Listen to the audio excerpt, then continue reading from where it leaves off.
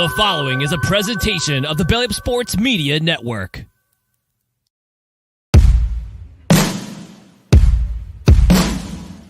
I really like that. That's fresh.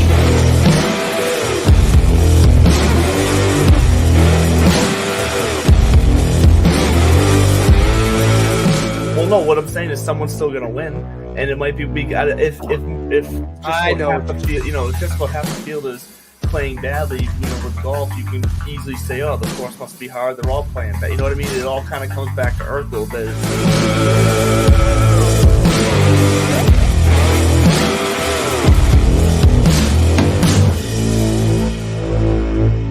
Sergio has been like, I can't wait to leave this place. Rah, rah, rah, rah, rah. Yeah.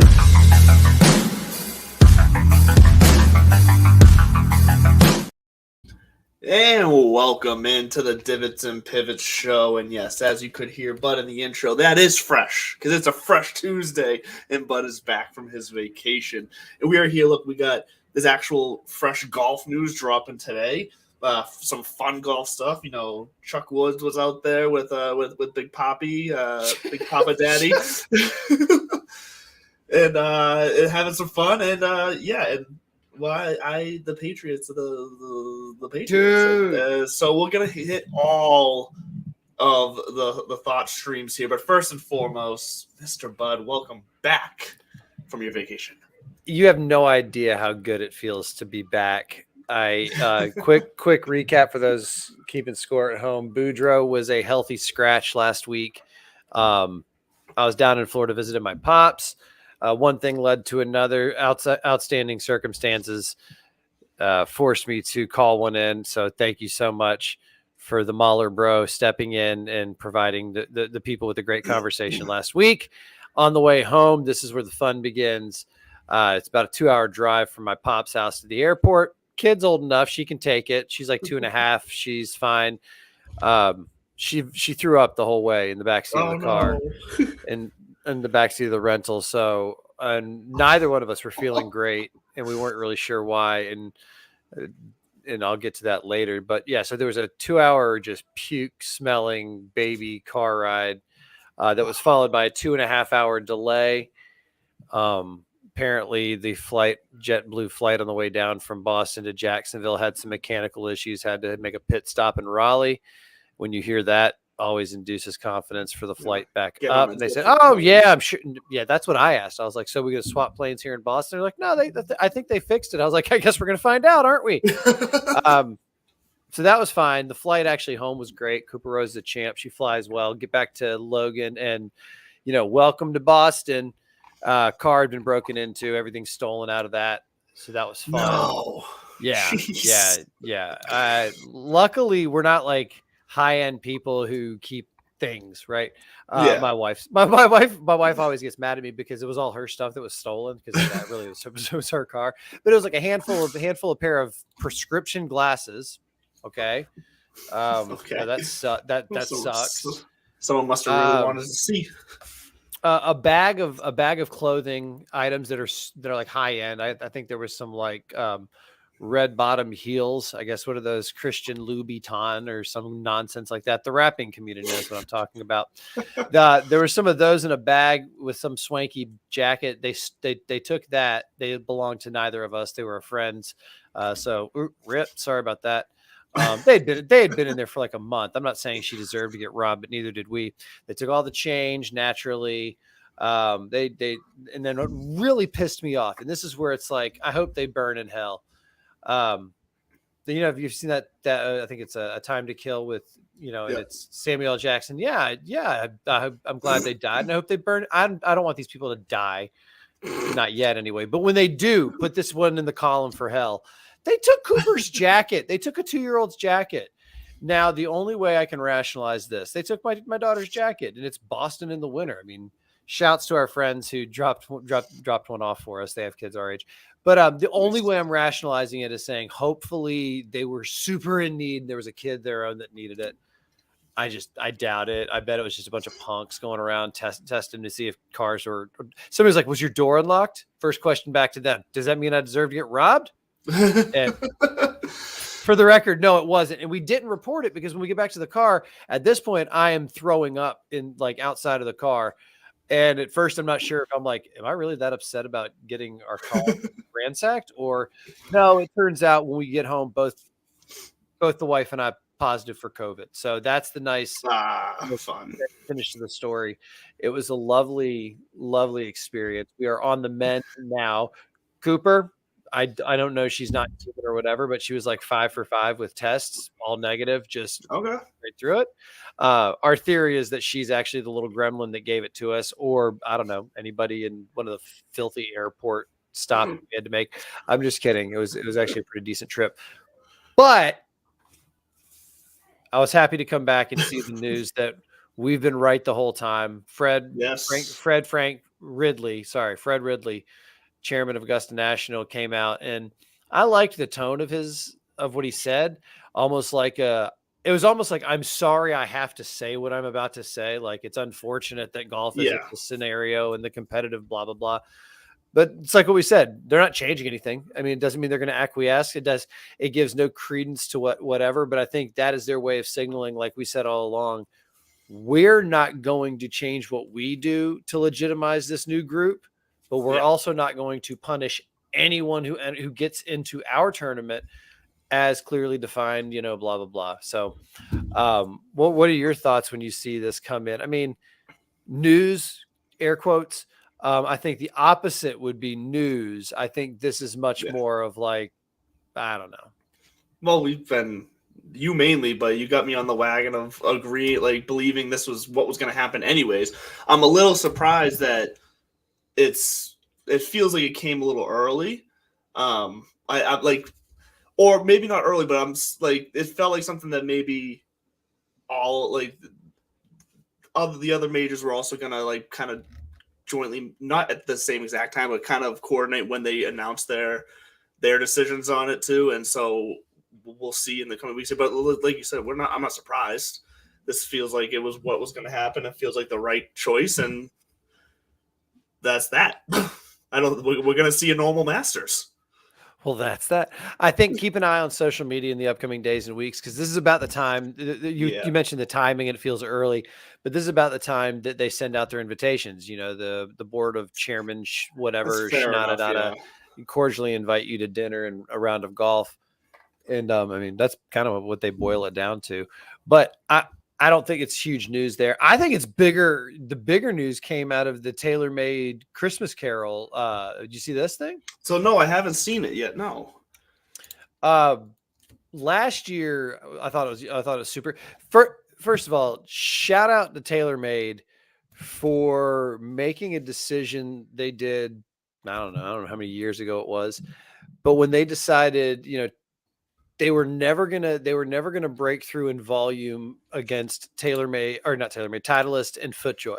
Mm-hmm. Acushnet, so to speak, kind of had that on lockdown. So if you can't win in quantity, go after quality. And they just started targeting the world's top golfers. And when you step back and you looked at it, both from once they had Tiger, I mean, it was game over, and you had Rory and Dustin Johnson, and honestly, on the other side, you kind of had Bubba Watson and Phil Mickelson, team lefty, holding it strong for Callaway. And then Titleist and FootJoy were not hurting for talent. They definitely still had Jordan and Justin and that crew, which we can get into the match is here in a minute.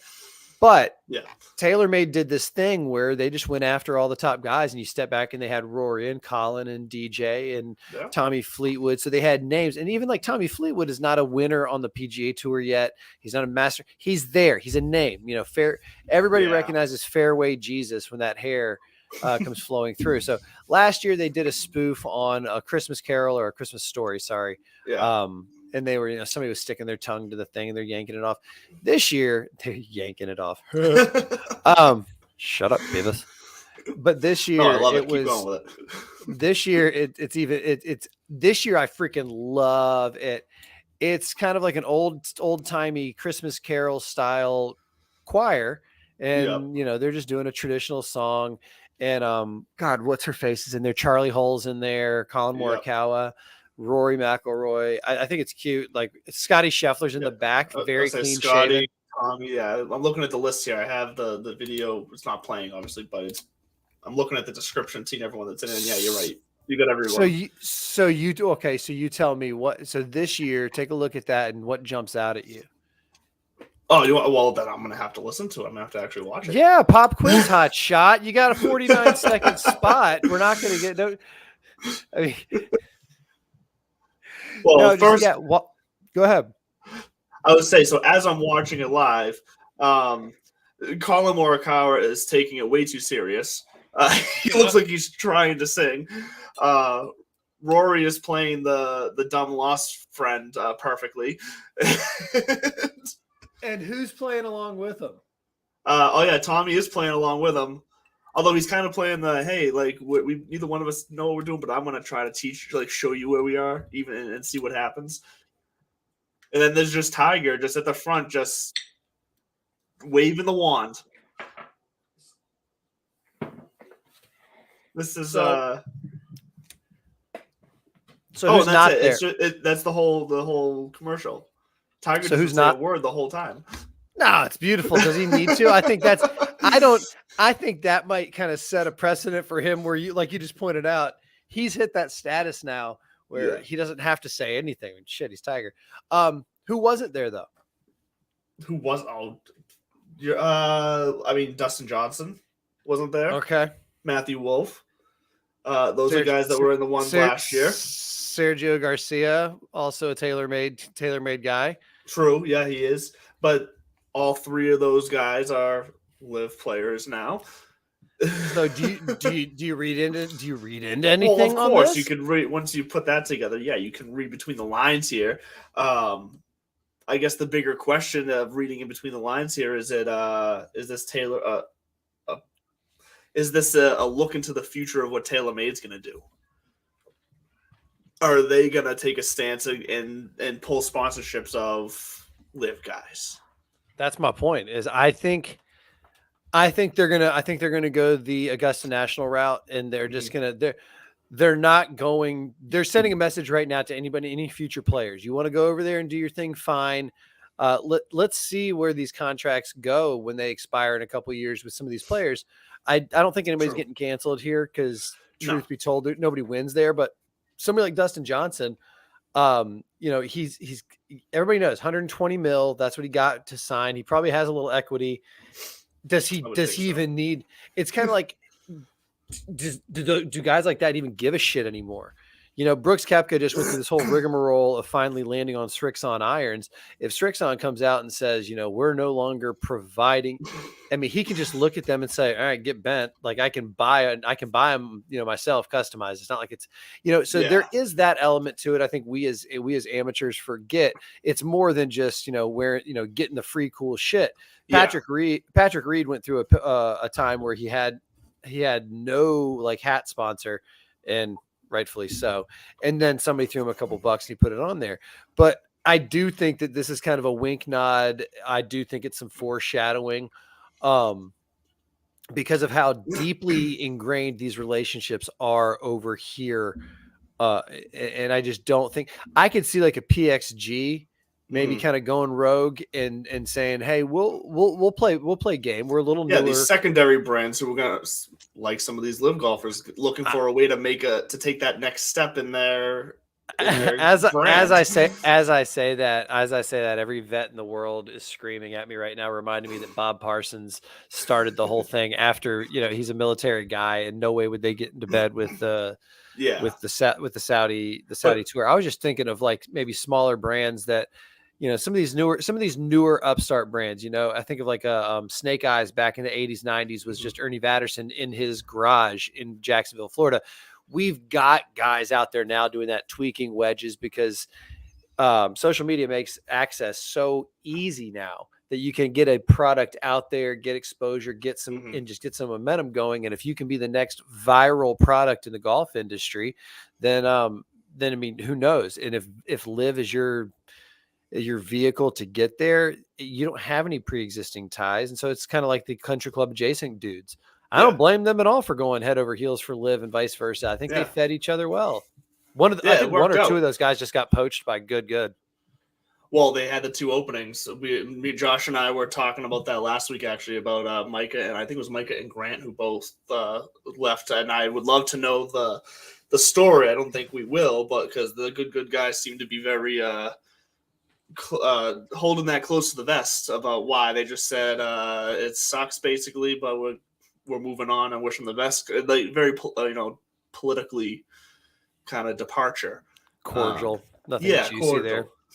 Yeah, so I would love to know juicy. that, but I don't think we're gonna get that. But what I think you're right. I don't think anyone's gonna be like kicked out of being sponsored by TaylorMade, at least right now. Like you said, we'll see when the contracts need to be renegotiated at that point. But look, TaylorMade, Titleist, all these brands, they sponsor a ton of guys, and they don't put all of them in commercials. Like there's just a handful of that's another good point where spotlight where I think they might just be looking at some of these live guys and say, yeah, we'll keep sponsoring you, but you're not going to be a spotlight person for us anymore. We're just not going to throw you on billboards. There are definitely different agreements where there are staff pros, tour pros, and then influencers and whatnot and the like. I thought it was telling because in actual life, in real media, real social media, so I guess that'd be real life, I did see on hey now my chair just dropped on me. Wow, my heel literally I do look, that's jarring. No, I saw some PGA Tour live cross love out in the duck blind. There was a post, Kevin Kisner, Hudson Swafford, and a bunch of dudes were out duck hunting to recently. my blinds back here. Call my blinds duck blinds. No, sir. As Ryan McCarthy points out, I am a duck. No, sir. Where I come from, different kind of duck blind. I know what the duck blind is you're talking about. But I thought that was kind of cool because it does remind us that at the end of the day, these guys are friends, and I think all the dust is going to settle, and the lawsuits are going to figure themselves out. I actually kind of do think that they'll eventually settle because, first of all, they're going to see how much attention this Masters brings up. Bryson makes a good point. It's going to be one of the most exciting, kind of electrifying Masters. It'll be fun to watch Augusta National try to tamp it down.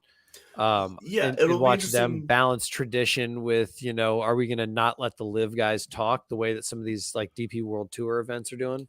Well, I think what's going to be interesting is that it's going to be, as you said, Masters is steeped in tradition. It's the hollow ground, holy grail kind of tournament to where it's just like that overwhelming feeling of like respect amongst the crowd that's there and the way they respect the course and the players in the game. It will be interesting to see what potential division amongst the way the golf fan world has been divided in this. Does the atmosphere at the Masters change because of division in the crowd? Like, do we see like fans, gravitating towards the live guys more and then not to the other guy? Like, I'm curious to see how the fans react in a place that's always been like the true kind of, like I said, hollow ground event where fans seem to really buy into the idea of respect and ethic for the game kind of thing. My prediction is they rise above because you will never.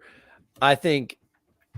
First of all, I think there are some people, definitely some octogenarians, who would get out of their seats that have been planted there for 4 decades and beat the living snot out of you if they heard you boo.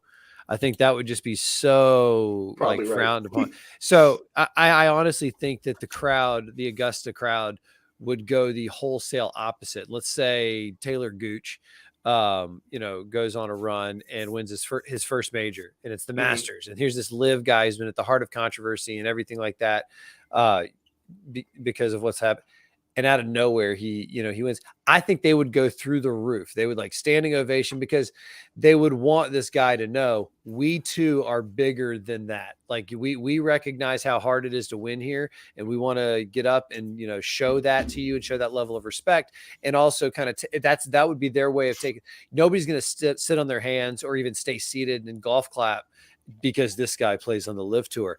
They're purists down there about this tournament, and honestly, their mindset is they like the loyalists and the purists trust We trust the board and the membership to get it right on, who gets in and why. And after that, may the best golfer win. And that's why I think that's less telling to me than if either the RNA or the USGA act on their majors, because those go way back.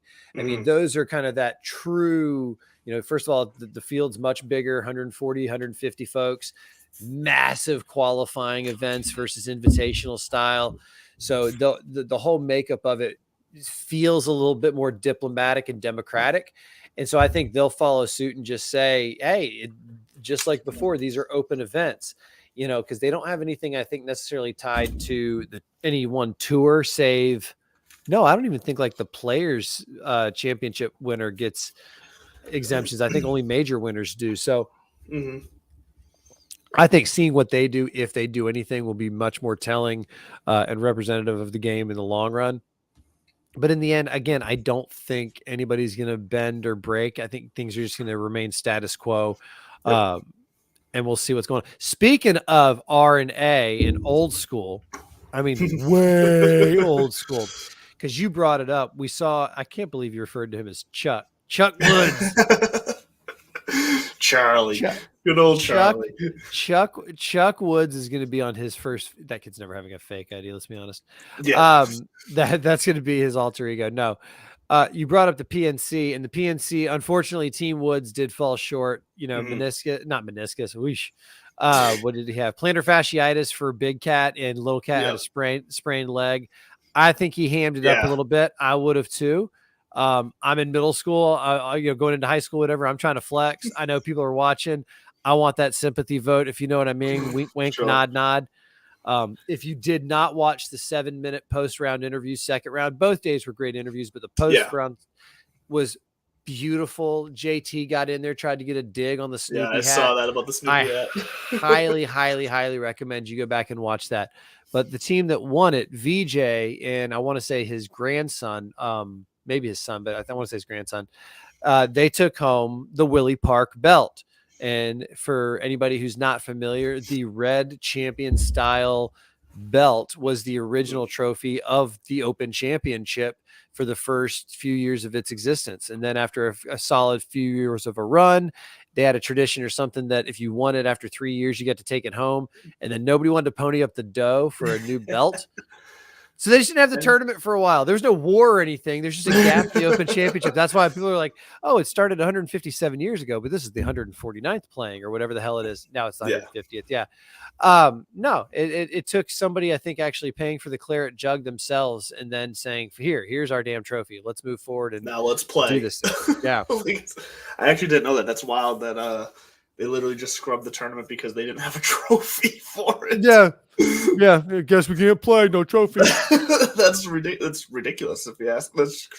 So outside of, I will say this, outside of the press conference, did you watch any of the parent child, as they like to call it now? Or now they call it I think it's like the family member classic. It's the family member. Yeah.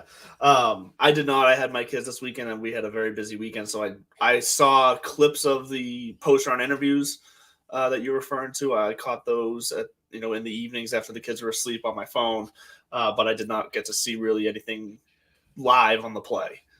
You make me say you were such a better parent than I was. Again, we had 2 adults down with COVID. I had the full body kind of just body blow version. My roommate had the whole congestion and everything. And so we were in the 2-year-old clean as a whistle, like bouncing off the walls. Good. And those commercials are true. You can't call in sick as a parent, And so we were kind of like tagging in and out. I had the Golf Channel on and then that on pretty much the whole time because as my wife likes to call it, it's nap radio. So when it was your turn to kind of tap out and not watch the kid, boom, instant nap. It was built right in. And nice. B, I could watch one of those a month. And whether it's a family member or it's, like Joe Shit, the rag man, like you or I, who win in a game of bingo, or it's a celebrity, or it's like a Make-A-Wish kid. I could watch one of those style tournaments once a month. And I wish there was another sport where it translated like that. I mean, you, me, and LeBron are not playing a 3-on-3 pickup game against, like some 2 other dipshit podcast hosts and Steph. Like they can't dumb it Yeah. down. Golf's not like that. I mean, I saw Annika Sorenstam's little boy out there, little lefty, just throwing darts from 58, 60 yards. I did like in one moment, he threw a wedge in there from about 60 yards out, and mom kind of like gave him a little high five, fist bump, and then there's just reminding everybody she's still the GOAT, just drops one right inside of his and kind of winks at him. It's my favorite. It's my favorite thing to watch is that kind of pro-am interaction when you can give it your all, because golf is one of the few sports where you can kind of handicap it for the pros and let the every player kind of have their shot. Speaking of crazy shots from that tournament, did you see the like somewhat scuffed shot by Charlie Woods that happened to just roll perfectly around the edge of the bunker and right up cozy up next to the green? Yes. You saw that? Yeah. It's just like one of those where it's like, even when it's one of those where as the casual golfer watching, you're like, if I had hit that shot, like I'd be long gone. But man, he's getting the break. Like it's just one of those silly things. But hell of a break though. That's golf for you right there. It's when you found out that Tom Brady was cheating on, Moynihan, and then you're like, oh God, it's probably some crackhead. Oh, it's the biggest supermodel, and of course it is, man. Yeah. Always can't catch a break, this guy. Speaking of, do you mind if we pivot to some Patriot gossip real quick? Let's get it over with. Oh, fuck that last play. That was the dumbest shit in the world. And shout out to what's his name for stepping up in the post game. I think it was one of those things he had to. Was it not N'Keal Harry? Who Jacoby Myers? Harry's not even on the team anymore. I know that's why I was exercising through that option. Back off. Jacoby Myers sitting there, and I love his comments. They were so just kind of like, yeah, no, I was trying to do too much. And the reporters are like, come on, man, like. Was it kind of one of those, hey, if you see an opening? And he's like, no, I saw the ball, picked up, tried to get cute, and I was just trying to do too much. Because I think he decided to throw it to freaking Mac Jones, who what is he gonna do with the ball at that point? He can't throw it forward. He can't run because he is Mac Jones. The ball goes up in the air, and I go, what the F? And we see Chandler Jones come down with it. And as soon as his hand goes out, I just hear my wife go, oh God. And it was like, bless you, kid. Mac, if you're a political junkie like me, you remember Howard Dean's scream in 2004. Like, yeah, and it just ended. This guy, Howard Dean was gonna just walk straight to the White House, and he was going on this rant, and he just an awkward yell, and next thing you know, just gone. I'm so curious if that was the play, if Mac Jones is collateral damage in that. And it's like, wait a minute, I didn't do anything on this one play. It's like, I know, dude, but you should have either gotten the tackle or gotten out of the way, because that is just one of those bad looks that will never, ever go away. And it was so absolutely just bulldozed. So no, that was just I appreciated Myers coming out and saying what he did, because I think he's kind of just being like, I understand I screwed up. Kind of, if I get killed for this, if I'm axed, I mean, shit, Bills let guys go for less. But even I think Belichick, but I mean, he's wearing it like he's supposed to. So no, that's not what I was actually getting after. Edelman, I don't know if he's just thirsty for the limelight, or if thirsty for the limelight. You back off that beautiful bearded boy. He's I love me some Jules. I think what's endearing to me about him is his impression of Belichick and his ability to do that, but recognize his place. Because people will ask him follow up in interviews. And he's like, oh God. He's like, no, he doesn't give me the time of day. Why would he? Like, why? I'm not on his mind. He's like, I just stay out of his way, like that kind of thing. But he came out saying, yes, and people have been reaching out, but I would never come back unless it was with a Patriots team and the right Patriots team. Do you thank you. Exactly. He's saying this is not the right Patriots team. That was my next question I don't think he's trying to say, hey, I want to come back, because let's be honest, I think some of these guys do get away. And as much as the itch and the urge to play will never die, Yeah. It doesn't necessarily supplant the freedoms that come with not getting your ass kicked every week. Yeah. So you think that might have just been his way of saying, like, what in the heavenly hell, boys? Like, what's like we do not approve. We as Pats Nation don't approve. Yeah, he's everyone's thinking it right now. Nobody likes this team right now. This team's a mess. And this is the thing. This is the thing. Like, as much respect that Edelman has for Belichick, I think that could have also been taken as a way that it's not even just what's going on with the players on the team. When if he was insinuating that this team is not the right team, I think he recognizes that the Patriot way of this team is not a thing anymore.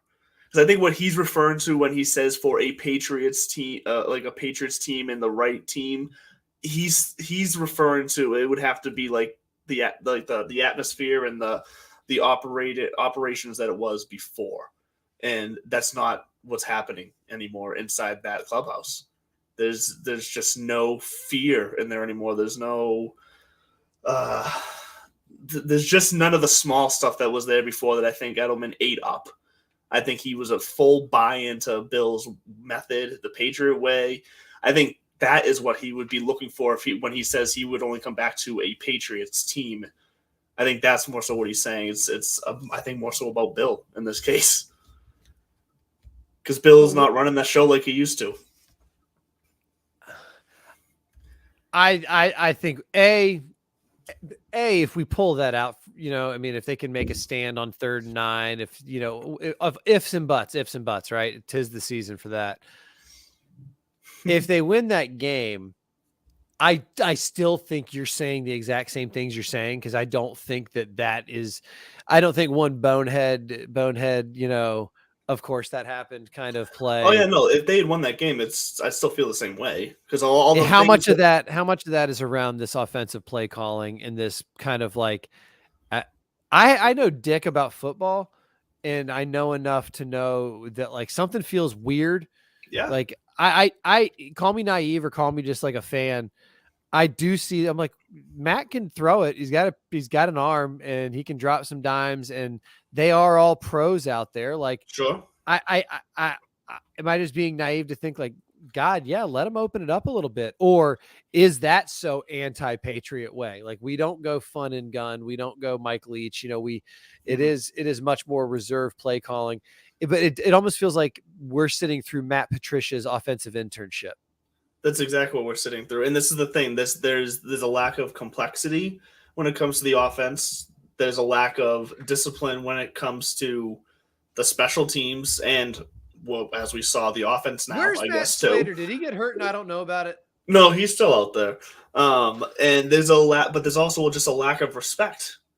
And honestly, I don't think Judge and Patricia have done anything to earn the players' respect as far as their current positions that they hold. Like, what have either one of them done? Neither one of them ever coached offense before. What have either one of them done prior or in this current year to instill confidence in those offensive players to be like, okay, like what he's going to call here, we can take a shot. I don't have to check down because I trust the play. I don't think Mac trusts anything that Mac calls. I think some of the checkdowns, they're saying all the most screens ever thrown. I think a good portion of those were by design. I think Mac is also just choosing the checkdowns because the offensive line blows and he's getting crushed out there. And he doesn't trust that if he does stand around and wait for the play to develop downfield, that it's going to actually be worth taking a hit to let the ball go. Because I don't think he trusts the receivers are going to be in the right spot, or that the play was designed in a way that there is going to be a hole in defense. I just don't think he believes in anything they're doing. Are we spoiled and naive? And I'm going to use the term naive for like the 4th time, just to reinforce how little I know about football.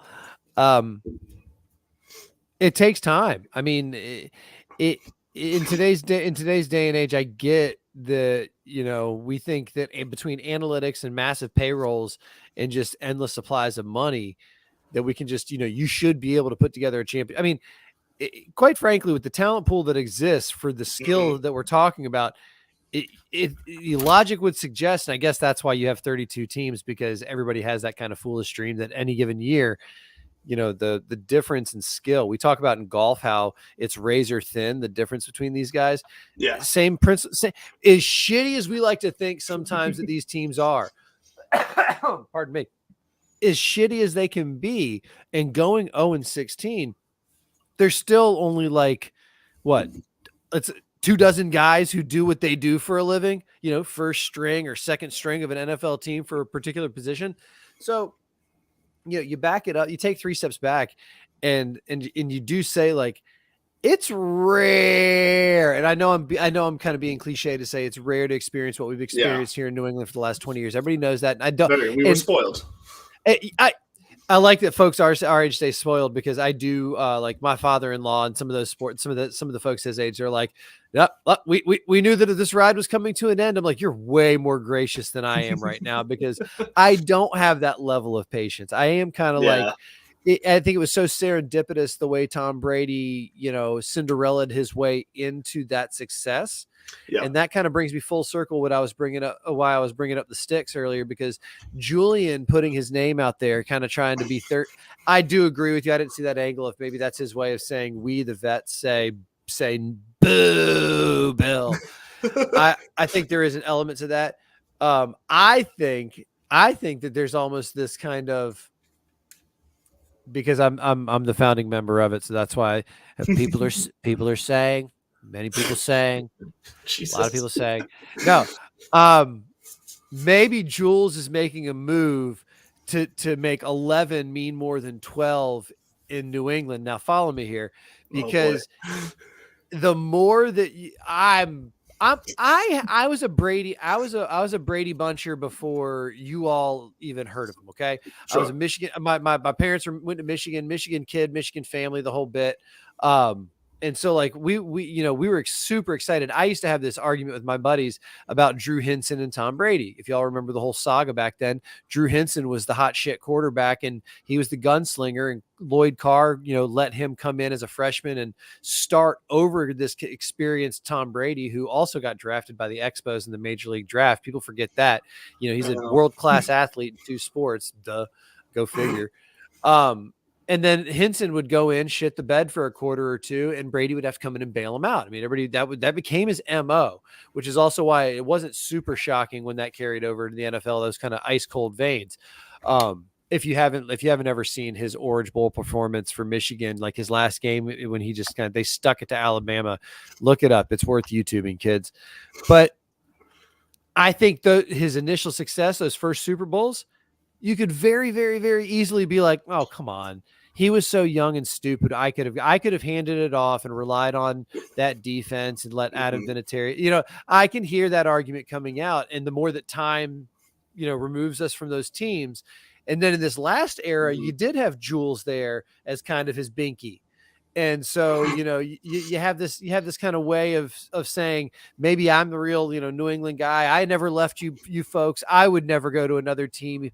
I would only come back if it was the right situation, and it could only be because every week that I see Tommy lose, I get a super, super, super guilt-ridden, ashamed, wonderful feeling in my loins.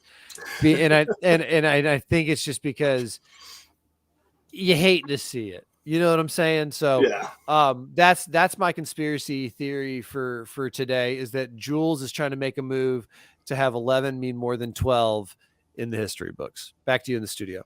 He might be trying to do that. Oh, it means nothing. It's all social media. Yeah. And it's Julian Edelman is a interesting character just in general because of his goofy, charismatic ways are very likable by the fans. Obviously his play in the field is very likable by the fans. So I think it is smart of him to kind of plant his flags, like if he was doing that, to say that I'm sticking here no matter, like, he's obviously not going to go play anywhere else. He's too, like, injured and like lifelong injuries to go play anywhere else. But I get what you're saying, like planting his flag as being like, I'm a Patriot for life, a supporter of the team, like a booster at this point. Who needs their beard more, Julian Edelman or James Harden? Julian Edelman. And I don't know, man. Have you seen some pre-beard James Harden? Oh, I thought you meant from like an attitude thing. I didn't think you meant by like just from a good look, so like who would look better without the beard. I thought you meant like who actually, needs to rock the beard to feel like they have the attitude to rock the beard. I thought that's what you were going for. That's so funny because I see what you're saying, and that's actually exactly kind of what I meant. But I being as shallow as I can humanly possibly be, I mean, it was like, are you kidding me? That is one ugly. I'm not exactly. I'm gonna look up pictures of James Harden without a beard right now. I can't remember it honestly. I can't do it justice. First of all, I would never want to culturally appropriate, but it's not good.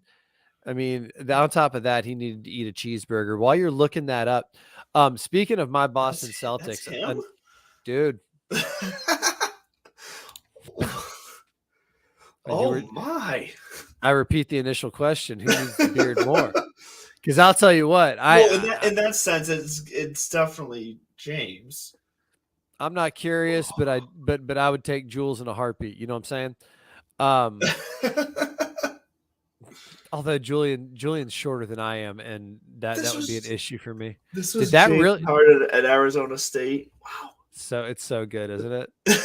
Wow. Looks nothing he goes from being a high school sophomore to being an NBA All-Star with the beard alone. Oh yeah. That's ridiculous. I've never seen those pictures. Thank you for opening my world to beardless James Harden. Always learning here on Divots and Pivots. Speaking of my Boston Celtics, another sport that I never played one down of basketball in my life past the middle school team. Yep. I am a homer though. I do love me some New. If I don't have a rooting stake in any other NBA team. My parents are from Michigan, and I guess I grew up with my dad rooting for the Detroit Bad Boys in the 88-89 Pistons, and that was fun. But I was also a kid of the 80s and 90s, so I wanted to be like Mike. All I give a shit about was the Bulls. So I love the Celtics, and this shirt was, I got my Jason Tatum shirt. Fun fact about it, or fun little story. My little brother-in-law, and we made it 42 minutes before the first camp reference. He was down on a visit from summer, like after his like last summer at summer camp, and he was down, and we went to a game that fall, and we took him to TD Garden, went there, and it was either this or a Kyrie shirt, and Kyrie was still on the Celtics, and really at that time nobody knew he was leaving.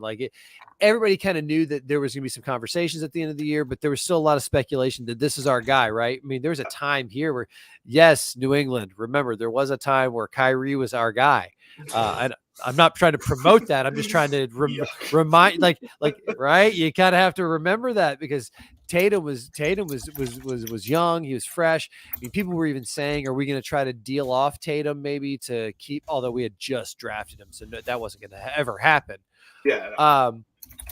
It's a roundabout way of saying, shout out to myself for being prophetic enough to see the greatness that in the guy that was like the number 2 overall pick in the draft. So, it's not like that was a big limb I was going out on there, but this is a fun team to watch. And, as part of my wife's job, one of her kind of fun side duties was she was charged. Somebody said, hey, figure out a good gift to give to one of our employees who's having a 30-year anniversary. And he's a massive New England sports guy. So she went on to Cameo and got, oh my God, I don't want to spoil it. I hope this guy's not listening. But he went and got Devin McCourty to do like a congratulations message, and then he got Scalabrini, and that's what brings me back to Scalabrini was sitting there talking about you're a big sports fan, so you probably remember the great teams, and this team might be better than even us in 08 or all that kind of stuff. And so I'm a big Boston fan early on in the year. Go Seas. And pay attention to Jason Tatum. Even if you're not a basketball fan, if you're a sports fan at all, he's on one of those levels right now. And the way that the team in general is playing, pay attention to him because he's not a flashy guy. He's not an attitude guy. He's a Kobe disciple, both figuratively and literally. And that's kind of that. Kobe might have been that transition from the Jordan era, open in your face, slap you in the face, figuratively and literally, to much more of the I'm just going to work harder than you and let my work, do the talking. And Tatum's walking that walk right now. So as far as sports fans are concerned, you can take solace that after Mac Jones, took it on the chin, both figuratively and literally, there is some sun on the horizon. Well, Celtics are starting to slide. Well, no, I'm not going to say starting to slide, but they have lost 4 or 5. It's a small, like they are. I do believe they are what we've seen for the majority of the season so far. That's the real them. I think there's going to be pockets of times this year where they take a few games where they don't win them all. That's life in any professional sport. The Bruins, though, the Bruins are kicking ass. Educate me. Talk to me as if I am a small child about this Bruins team and hockey in general. How do they look? What's the trajectory? What are the storylines in hockey? I need to be not dumb if I'm going to live in this part of the country. So right now, I believe they have, I think it's 51 total points out of a possible 62 that they could have had so far this year. They haven't lost. What earned you a point? So if you win a game, you get 2 points. If you lose, you get none. And if you lose in overtime, you get 1 point. You get a little pity point because you made it to overtime. Oh, and then if you win in overtime, you still get 2 points. You get the 2 points, yeah. Do you get any extra points for goals or assists or any of that kind of shit? No, not as a team. Those are personal statistics. Oh yeah. Because then there's points as an individual player is too, people are cringing right now. That are you get a point for a goal scored, you get a point for an assist. Those are all points that are kind of told you. And then there's other points where it's your plus or minus as far as goals that are scored when you're on the ice or off. So if your team scores goals while you're on the ice, even if you didn't have an assist on it or score the goal, you get a +1 in that stat. Makes sense. And same thing, but if the other team scores a goal, then you get a -1. So, at the end of the year, every player has either a plus or minus number that kind of shows their efficiency when they're on the ice. What? I think offensive linemen should get a statistic similar in that vein. If for every passing touchdown, they get a slice of the pie, because you think about the traditions of NFL teams, and what's this time of year, you always hear about what did the quarterback get their offensive lineman. Everything from a real nice fancy dinner at Ruth's Chris to something like, oh, I got him, I got each one of them an Escalade. I'm like, yeah. Got my coworkers a Dunkin' gift card, and I think it was left over. Yeah. So back to hockey. How much? I think I asked you, does anybody call it puck? And they're like, no, nobody calls it puck. How much hockey did you play as a kid? Was that one of your main sports? No, I never played. I've barely ever ice skated in my life. Shut the front door. I have ice skated in my life, but what I'm trying to say is I've never played hockey. No, I would mess around in the street sometimes, street ball and it up. But did you grow up watching it? Do you know? Because I didn't. Again, I didn't grow up playing. I grew up playing street football. Never played a down in my life organized. Yeah. But I know at least enough to talk about it educatedly. I didn't really start watching hockey until college. Okay. Growing up, it was mainly just the Sox and the Patriots. But in college, I started watching both the Celtics and hockey. And the Bruins. But I still don't love watching the NBA. It just doesn't do it for me. I'd rather watch. Neither do I. I mean, I'm glad I brought that up, because I think the only time I watch the NBA is on Christmas Day, and this year, no, thank you. We got football. And I'll pick up usually I'll pick up the NBA around playoff time if the Celtics are in it. Same thing. I'll watch the playoffs, but that's it. I don't care. I think that because the players treat the regular season like it's nothing, then why should I give a shit and watch it? God, you're such a selfish sport fan. No, actually, speaking of you made a good point, or you fell ass backwards into something I was going to bring up. I saw That's how on we the do it on this show. I saw on the interwebs.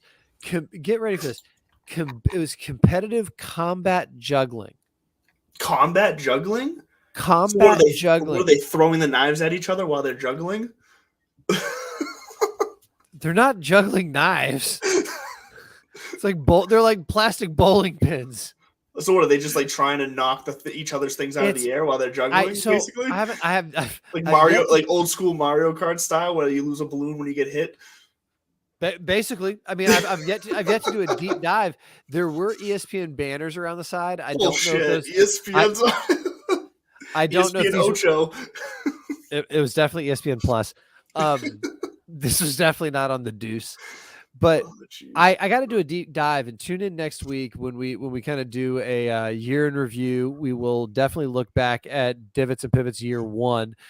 Do we have anybody joining us next week? We do. That's fantastic. Next week we have Scott Simpson joining us. So go on. Let me get his handle for you right now because you can go look him up. I don't want to give out it's Nimble Numbers. But it's Nimble W Numbers, actually. So I knew I was going to mess it up. That's why I had to look at it. But yeah, Scott Simpson, Nimble W Number at Nimble W Numbers. He's a analyst over at Fantasy Football Millionaires and does a lot of writing and podcasting and jumping around. But he's going to be joining us for a bit of a pivot episode. Like you say, we're going to talk year in review, and we're going to talk about his personal kind of journey in the space of content creation and sports analyst. W is for winner. That's all I'm saying. So we look forward to that next week, no matter when you're watching or listening to this. But when we do that, when we look back, I can't wait to turn the page to next year because believe it or not, we only got a couple weeks before the Sony Open, before Tournament Champions, before everything gets started. And we have to kind of set our parameters because I do not at all feel bad about talking all the shit in the world until you actually knock me off this mantle of fantasy golf, because I have basically I've got a real big chip on my shoulder now about it. I feel like if I'm going to be this much better at you than the real game, and I'm going to talk a big game, then I have to actually show out. I'm excited to maybe partner up with you in the new year on some content for Belly Up writ large. Yeah. So definitely look for Andrew coming up. He's always got good stuff coming out. But hopefully we'll be able to contribute. It's going to be interesting to see to get back on my golf fantasy winning research ways homework. Now that I don't have to spend my time teaching you, I can get back to kicking your ass. All right, Miyagi. And then also we won't be live for it, but the team Divots and Pivots is going to connect for a little holiday special. We will video it and be bringing some of that content to you in January in bits and pieces and splices.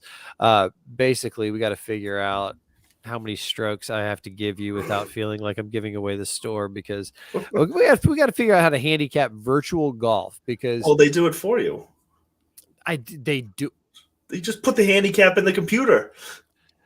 What's your handicap right now? So here we go. I haven't calculated it in a year now, so I'm not sure if it's accurate, but the last time I calculated it last year, it was 13. I didn't play enough this year to calculate it. Yeah, you're gonna want more than that. Look, you've seen some of my. I've sent you the scorecards from when I've gone virtual golf myself. I do better on the simulator. I agree. I would give you 13 strokes right now. We could do a match play and a stroke play.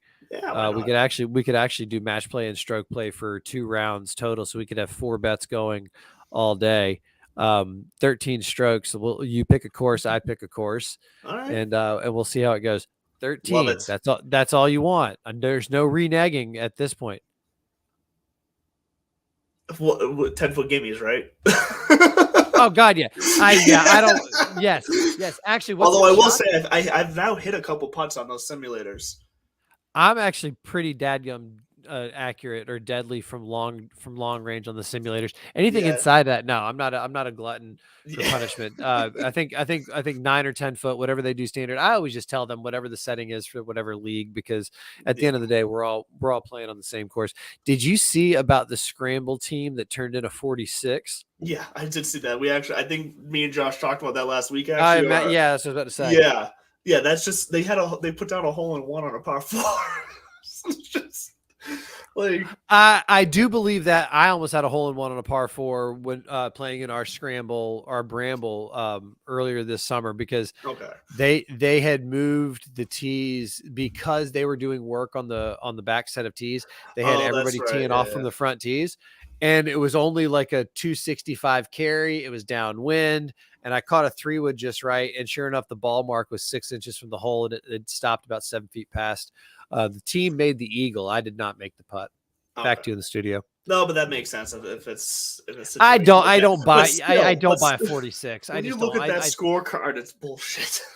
Yeah, it's like guys who just convince themselves that everybody else is doing this or everybody else is taking an extra one. That is the thing. Like when in those. So here's the thing. I don't in those like tournament scrambles. I sound so whiny. When those tournament scrambles. Like, sure, me and the guys, whoever I'm playing with, yeah, we're gonna take some leniencies and we'll cheat a little bit because we know, because one, we know we're not trying to win, and two, if we do get the feeling that okay, wait a minute, now we're actually like hitting some good shots, we're getting a little too close to the top here. We don't want to be near the top. We just want to have fun. Like we'll obviously not do it, but I've been on teams like that too, where it's like, you know what, we're not, no matter what, we're not turning this score in. Like when we get done, if it's 80, if we're out of the money by shots, fine, we'll hand in the scorecard. If we get in and all of a sudden it's like shit, we're leading, we're just gonna be like, I don't know, nope. Start scribbling with a pencil, fix it up. Just eat the pieces and say keep it. We don't even want it. Yeah. I'm looking forward to that. We got to talk about next year. We got our fantasy competitions coming up. We got to set our personal goals for the year. We're going to go all team JT and set some personal goals. Yours are going to involve getting your score under control. I think that you stay tuned for that thought. I've got some qualifiers that I got to actually get it together. 41 putts isn't going to cut it. Three putts, three putting 4 or 5 times down the stretch isn't going to cut it. Team Bud, we're all Divots and Pivots is going to show up for Team Bud for those qualifiers. Man. Oh, so when I was down in Florida visiting my dad, I did play a round with him. I played for the gold tees, which for them would be, so there's championship, gold. So yeah, it's the second from the back. It's just I'm trying to think people aren't saying men's. It's the blues on most. It's the second from the back. Yeah, it's the next second further. Because people aren't saying like men's and ladies tees anymore. They're just saying tees back. And actually, I saw a great sign that equates it to like if your handicap is here, play from here. And I love that concept. Me too, because quite frankly, it does make the game more enjoyable. It makes it more accessible. It keeps it going. At the end of the day, really, you just want to try to give everybody a shot to hit the green in 2 on a par 4. If you're new to the game, you want to start off a little further up because the game is not on the tee box. Really, the game is from 150 yards in. That's where the game is played. But I did play with nothing but irons because it's a relatively shorter course than from one tee up. And shot 76, just kind of went out cold. It was a very nice, smooth 76. It was a 40-36. I started the front going 4-5, 4-5, 4-4-5 or some shit like that. I shot 40, and then I had a 1 birdie, 1 bogey on the back, and it was a nice, relaxing round with the old man. Right before I picked up COVID and all that good stuff. Well, you ready for the most overused and most false statement that everyone in golf has said at least once in their lifetime? I think I fixed my drive. Last time I went to the simulator, the owner walked by and he goes, "You're making this look too easy." And I went, "Don't say that. I swear I took so many mulligans when you didn't walk by. Every time you walk by, I hit an amazing shot. I am not this good." It's just... but you need to stay right there because you were bringing. And literally, every time you walked by, I freaking piped one, And then the second he walks away, I would then like shoot my iron shot like straight into the wall on the right, and the simulator wouldn't even pick it up. Like it was just, but every time that guy walked by, he thought I was like such a good golfer. It's like you're out at the bar with your buddies, and one of them walks up to the bar to get everybody around, and then the other one goes off to the bathroom real quick, and then the other one walks out back to have a smoke, and like the most beautiful, like friendliest, sweetest girl in the world stops, talks to you for a little bit, and then like gives you a little kiss on the cheek and says, "Well, yeah, no, let's catch up later. Come find me." Walks away, and then all your buddies come back, and you're like, I swear. I swear. Listen, that's exactly who you sound like. It's like, I know, dude, you should have seen her.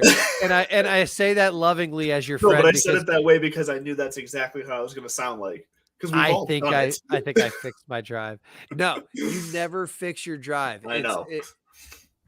First of all, I assume by saying your drive, you mean your driver, right? Yes.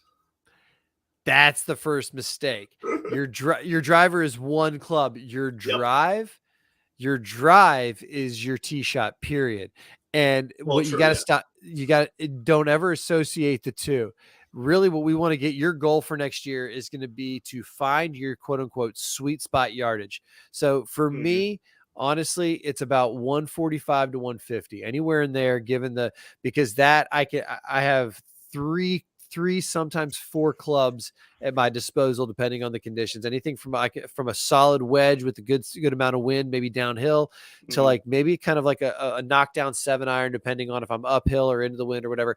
That is such a manipulative, yardage for me.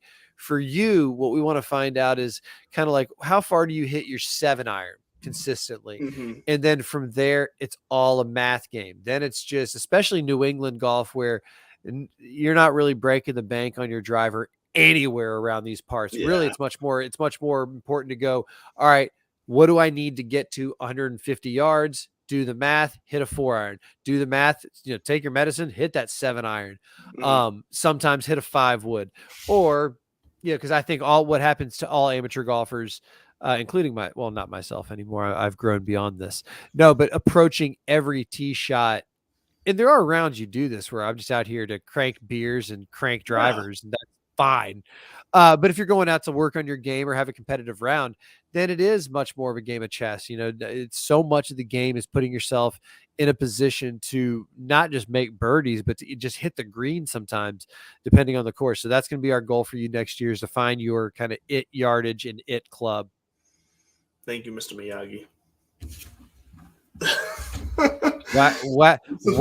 Wax us off, Daniel, son. Oh gosh, there it is. Well, look, that is going to get us off here. That is going to do it for us here on the Divots and Pivots show for this evening. But like we said, next week, catch us here on YouTube at 8:00. Scott Simpson will be joining us. Definitely don't want to miss that episode. He's got a fantastic story that, especially if you are also in this space, you're going to want to hear his story, his values, his advice, because I think it's going to help. It could help us all go a long way. So come back, check us out every Tuesday at 8:00, but especially next week. And then after that, we'll be bringing you into the New Year's, and we can't wait to see you. So see you next week, and enjoy the night. As I also, once again, forget to go to the video right away, because this is what I do at the end. I ramble on while I try to find my way around the screen. Good job, intern. Underrated. Have a good night.